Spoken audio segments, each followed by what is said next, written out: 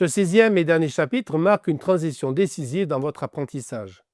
Il ne s'agit plus seulement de découvrir des notions, mais de les modéliser dans un cas concret, à travers une étude de cas complète mêlant théorie des graphes et théorie des langages. Cette étude de cas vous permet de modéliser un réseau de pages web sous forme de graphes, en considérant chaque page comme un nœud et chaque lien hypertexte comme une arête dirigée. Cette modélisation repose sur l'idée que le web est un immense graphe où les relations entre les contenus ont autant d'importance que les contenus eux-mêmes. Ce type de représentation est à la base du fonctionnement des moteurs de recherche comme Google ou Bing. La première étape consiste à établir une représentation efficace de ce graphe. Vous utiliserez ici la liste d'adjacences, une structure simple et peu coûteuse qui permet d'associer à chaque page web la liste des pages vers lesquelles elle pointe. Cette représentation facilite la mise en œuvre d'algorithmes de parcours et de classement. Le chapitre introduit ensuite l'algorithme de PageRank, une méthode utilisée pour évaluer l'importance des pages en fonction du nombre et de la qualité des liens entrants. Vous découvrirez comment cette logique permet de trier les résultats d'une recherche de manière pertinente.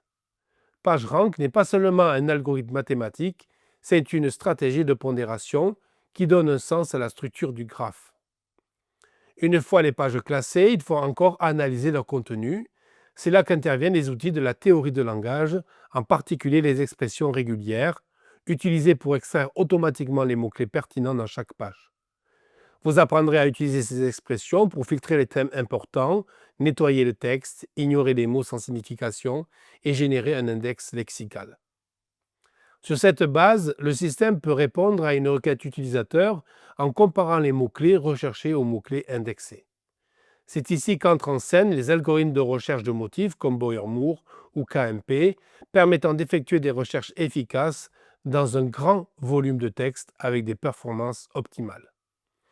Les résultats sont alors pondérés par le score PageRank de chaque page, ce qui permet non seulement de vérifier si un mot-clé est présent, mais aussi d'en estimer la pertinence en fonction de la page dans laquelle il apparaît.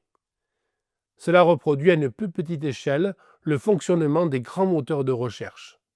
Fusionnez la qualité du contenu avec la structure du réseau. Enfin, vous étudierez les performances de ce moteur de recherche simplifié, temps de réponse, scalabilité du système, pertinence des résultats.